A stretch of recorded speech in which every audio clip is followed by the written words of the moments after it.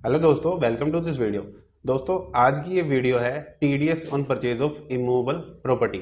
जब भी हम प्रॉपर्टी खरीदते हैं तो हमें 1% टीडीएस डिडक्ट करना होता है अगर प्रॉपर्टी की वैल्यू 50 लाख या उससे ऊपर है। इसमें हम डिस्कस करेंगे इंस्टॉलमेंट का केस, साथ ही अगर more than one buyer more than one seller है तो उसके भी केसेस हम डिस्कस करते चलेंगे। इसके अलावा प्रैक्टिकली फॉर्म 26 क्यूबी फाइल करने के लिए मैं एक सेपरेट वीडियो अपलोड करूंगा, आप वो वीडियो देख सकते हैं। इस वीडियो में हम थ्योरेटिकली सारी बातें करने वाले हैं कि क्या क्या चीज़ें आपको इसमें ध्यान रखने के लिए ज़रूरी है। तो हम स्टार्ट करते हैं हमारी वीडियो। मैंने एक पीपीटी बनाई है, उसके थ्रू मैं आपको समझाता चलूँगा। तो दोस्तों, हमने अपनी पीपीटी ओपन कर ली है। इसमें मैंने बेयर एक्ट को समराइज किया हुआ है। उसमें से इंपॉर्टेंट चीज़ें मैंने आपको इस वीडियो में इस पीपीटी के थ्रू समझाऊंगा। देखिए, पहला जो क्वेश्चन है वो है meaning of immovable property. Immovable property का मतलब क्या है? तो जो बेयर एक्ट में दिया हुआ है वो है लैंड और बिल्डिंग और पार्ट ऑफ बिल्डिंग। अब लैंड में एग्रीकल्चरल लैंड नहीं है, तो जो भी आपने प्रॉपर्टी खरीदी है, अगर आपने लैंड खरीदी है, कोई जमीन खरीदी है, उसकी वैल्यू अभी हम बात करेंगे 50 लाख या उससे ऊपर है तो आपको 1% टीडीएस डिडक्ट करना है। या आपने पूरी बिल्डिंग ही खरीदी है, या आपने कोई फ्लैट मतलब पार्ट ऑफ बिल्डिंग, एक बिल्डिंग में 10 फ्लैट है, आपने सिर्फ एक फ्लैट खरीदा है, तो वो भी आपका इमूवेबल प्रॉपर्टी में आ जाएगा। उसकी भी वैल्यू अगर 50 लाख या उससे ऊपर है तो आपको टीडीएस डिडक्ट करना है। तो पहली चीज हमने इमूवेबल प्रॉपर्टी की मीनिंग जाना। इसके बाद किस अमाउंट पे हमें टीडीएस डिडक्ट करना है, at what amount TDS has to be deducted. देखिए, जो आप कंसीडरेशन पे करते हैं सेलर को, वो अमाउंट, या stamp duty value. Stamp duty value का मतलब होता है जो रजिस्ट्रार जिस वैल्यू पे स्टैंप ड्यूटी पे कराता है उस वैल्यू को स्टैंप ड्यूटी वैल्यू बोलते हैं। तो उन दोनों में से जो भी हाईयर अमाउंट होगी उस पे आपने टीडीएस डिडक्ट करना है।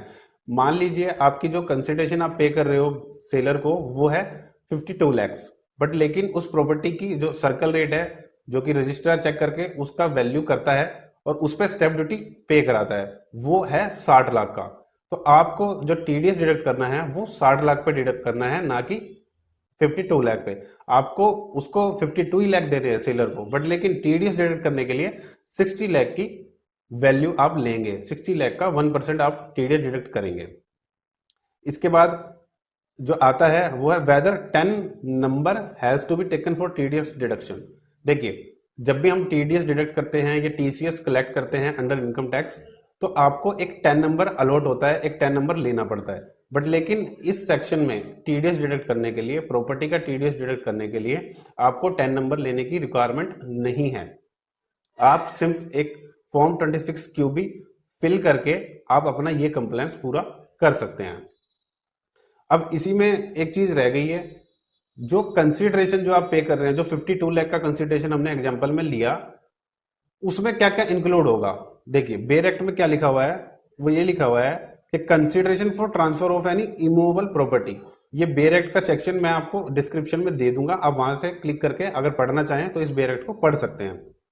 इसमें इंक्लूड होगा, shall include all the charges of the nature of club membership fee, car parking fee, electricity, ये जो भी फीस दे रखी है, जो भी advance fee, any other charges of similar nature which are incidental to transfer of immovable property. जैसे आपने प्रॉपर्टी अगर खरीदी है, फ्लैट खरीदा है, उसके साथ आपको कार पार्किंग की जो स्पेस है वो भी आपको खरीदना पड़ेगा। तो आपको जो कंसिडरेशन में है वो आप अगर सेपरेट दे रहे हैं उससे 52 लाख से अलग, आप मान लीजिए 2 लाख रुपए कार पार्किंग फीस के लिए दे रहे हैं, तो आपका कंसिडरेशन हो गया 54 लाख। तो आप जो डिडक्ट करेंगे टीडीएस वो 54 लाख पे करेंगे। अब इसी में अगर और कोई वैल्यू ऐड होती है जो इनमें से है या सिमिलर नेचर की है, तो आप उसको ऐड करके उस अमाउंट पे टीडीएस डिडक्ट करेंगे। अब इस केस में हमारा क्या था, स्टैंप ड्यूटी वैल्यू हमने ज्यादा ली थी 60 लाख की। अब दूसरा अगर इसमें एग्जांपल लेते हैं, मान लीजिए 52 लाख की ही हमारी प्रॉपर्टी की वैल्यू है, बट उसमें car parking fees 3 lakh add कर दी, तो हमने 55 लाख रुपीज का कंसिडरेशन पे करना है सेलर को। बट लेकिन उसकी स्टैंप ड्यूटी वैल्यू मान लीजिए थोड़ी कम है, कितनी है, 50 लाख मान लीजिए। तो आप इस केस में उन दोनों में से जो हायर है 50 लाख और 55 लाख, 55 लाख कैसे आया, 52 लाख जो हम प्रॉपर्टी के लिए दे रहे हैं और 3 लाख कार पार्किंग फीस दे रहे हैं, तो टोटल 55 लाख। तो 55 लाख पे आप टीडीएस डिडक्ट करेंगे और 55 लाख ही आप कंसिडरेशन पे करेंगे। तो ये एक हमने कंसेप्ट समझा। इसके बाद अब हम डिस्कस करेंगे कुछ केसेस। तो सबसे पहला केस है हमारा, वो है इंस्टॉलमेंट का। अब आप किसी भी बिल्डर से प्रॉपर्टी खरीदते हैं, अंडर कंस्ट्रक्शन प्रॉपर्टी अगर आपने खरीदी है या आपने कोई भी प्रॉपर्टी खरीदी है जिसकी वो कहता है कि आप इंस्टॉलमेंट में पेमेंट कर सकते हैं, तो आप यहाँ पे कंफ्यूज होंगे कि मैं कब टीडीएस डिडक्ट करूं। तो यहाँ पे सबसे बेटर वे यही होता है कि आप इंस्टॉलमेंट जब जब पे करें आप उसी टाइम उसका टीडीएस डिडक्ट करें। अब इस इंस्टॉलमेंट में क्योंकि अंडर कंस्ट्रक्शन प्रॉपर्टी पे जीएसटी भी लगता है, तो आपका ये डाउट आएगा क्या जो जीएसटी की वैल्यू है उस पर भी मुझे टीडीएस डिडक्ट करना है? तो जी नहीं, आपको उस वैल्यू पे टीडीएस डिडक्ट नहीं करना। टोटल इंस्टॉलमेंट की वैल्यू से जीएसटी आप हटा लेंगे, जीएसटी अलग कर लेंगे, जो अमाउंट बचे उस पे आपको टीडीएस डिडक्ट करना है। अब इसी में एक चीज और आती है कि इंटरेस्ट भी आपसे वो लेता है, क्योंकि आप over a period of time payment कर रहे हैं हमारी, अब जो भी आपने प्रॉपर्टी खरीदी है तो उसमें कुछ ना कुछ इंटरेस्ट भी आपसे वो लेता है, वो भी आपको इंस्टॉलमेंट की अमाउंट में इंक्लूड करके पे करना होता है। तो आपको टोटल इंस्टॉलमेंट की अमाउंट पे ही टीडीएस डिडक्ट करना है।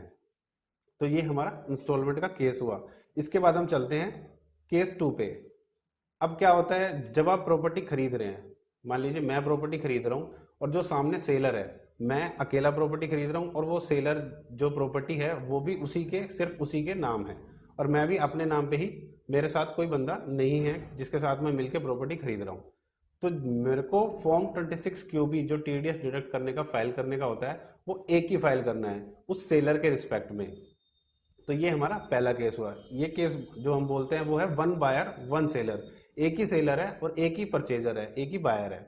इसके बाद दूसरा केस अगर ले हम, मान लीजिए दो बायर है, मैं अपने फादर के साथ मिलकर प्रॉपर्टी खरीद रहा हूँ, पर लेकिन जो सामने वाला सेलर है उसकी वो प्रॉपर्टी सिर्फ उसी के नाम है, और लेकिन हम जो है दो पर्सन के नाम उस प्रॉपर्टी को कराएंगे, तो मैं मेरे फादर, तो हमें कितने फॉर्म 26 क्यूबी फाइल करने हैं?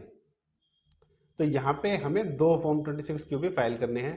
पहला जो मैं फाइल करूंगा, एक मेरे फादर फाइल करेंगे, जितना जितना हमारा शेयर होगा, मान ली 50-50% हमारा शेयर है, तो हम दोनों 50-50% के रिस्पेक्ट में फॉर्म 26 क्यूबी फाइल करेंगे। तो ये हमारा केस 3 हो गया। इसके बाद हम नेक्स्ट केस पे चलते हैं। इसके बाद हमारा केस 4 आता है, in case of one buyer and two seller. मान लीजिए मैं अकेला प्रॉपर्टी खरीद रहा हूं और जो सेलर है वो दो हैं, मतलब जो प्रॉपर्टी जो मैं खरीद रहा हूं वो दो दो पर्सन के नाम है, सेलर 1 और सेलर 2 फॉर एग्जांपल। तो मैं यहाँ पे कितने फॉर्म फाइल करूंगा? मैं दो फॉर्म फाइल करूंगा यहाँ पे भी, एक सेलर 1 के रिस्पेक्ट में और एक सेलर 2 के रिस्पेक्ट में। जितना जितना उनका शेयर्स होगा उसके रिस्पेक्ट में मैं फॉर्म फाइल करूंगा। मान लीजिए सेलर 1 का जो शेयर है वो है 20% और सेलर 2 का 80%। तो मैं फॉर्म 26 क्यूबी, अब मैं यहाँ पे पेमेंट जो कर रहा हूँ, कंसिडरेशन जो है मेरा वो 1 CR का मान लीजिए, जिसमें से 20 लाख मैं एक को पेमेंट करूंगा और 80 लाख दूसरे सेलर को। तो 20 लाख के लिए फॉर्म 26 क्यूबी एक अलग फाइल होगा और 80 लाख के लिए फॉर्म 26 क्यूबी अलग फाइल होगा। तो ये भी केस हमने डिस्कस किया। इसके बाद आता है case 5, in case of two buyer and two seller, या मोर देन वन बायर और मोर देन वन सेलर। अब इसमें क्या होता है, दो बायर हैं दो सेलर हैं, तो फॉर्म्स कितने फाइल होंगे? 4 फॉर्म्स फाइल होंगे। जो बायर है, जो buyer 1 buyer 2, seller 1 seller 2, buyer 1 जो है वो सेलर 1 और सेलर 2 के रिस्पेक्ट में दो फॉर्म फाइल करेगा और बायर 2 भी सेलर 1 और सेलर 2 के रिस्पेक्ट में दो फॉर्म फाइल करेगा। इसके बाद मान लीजिए सेलर 3 है और बायर 2 है, इस केस में जो हमें फॉर्म फाइल करने हैं वो करने हैं 6 फॉर्म्स, हमारे 6 फॉर्म्स फाइल होंगे। कैसे? जो बायर 1 है, जो सेलर 3 है, उन तीनों के रिस्पेक्ट में फॉर्म 26 क्यूबी फाइल करेगा 3, और बायर 2 भी उन सेलर तीनों के रिस्पेक्ट में फॉर्म 26 क्यूबी फाइल करेगा। तो हमारे 3 से 6 फॉर्म्स फाइल होंगे। ये हम कैसे जानते हैं? नॉर्मल एंड सिंपल कि आप दोनों को मल्टीप्लाई कर दें। मान लीजिए वहाँ 4 सेलर है और हम 2 बायर है, तो 4 × 2 8 फॉर्म्स फाइल होंगे, क्योंकि जो बायर 1 है वो चारों के रिस्पेक्ट में फाइल करेगा और बायर 2 भी चारों के रिस्पेक्ट में फाइल करेगा। तो ऐसे हमें जानना है, देखना है कि फॉर्म 26 क्यूबी कितने फाइल होंगे। तो ये हमने डिस्कस कर ली कुछ बातें जो कि हमें TDS on purchase of immovable property के लिए जाननी जरूरी थी। इसके बाद प्रैक्टिकली फॉर्म 26 क्यूबी कैसे फाइल करते हैं वो मैं सेपरेट वीडियो बना दूंगा एक आध दिन में, तो आप वो वीडियो देख सकते हैं। उसमें हम डिस्कस करेंगे कि आपको कब टीडीएस डिडक्ट करना होता है, फॉर्म देखेंगे पूरा कि कैसे कैसे कहाँ कहाँ आपको क्या क्या चीज़ें डालनी है, कैसे आपको पेमेंट करनी है। साथ ही में इसके बाद उसी के रिस्पेक्ट पे मैं इंटरेस्ट ऑन टीडीएस अगर आपका कोई बनता है, लेट फीस अगर आपकी कोई बनती है, उस पर भी एक सेपरेट वीडियो बनाऊंगा, आप वो भी वीडियो देख सकते हैं। होप आपको वीडियो पसंद आई हो। Thanks for watching. अगर इसमें कोई भी डाउट आपका रहता है तो आप मेरे को कमेंट सेक्शन में पूछ सकते हैं। Thanks for watching.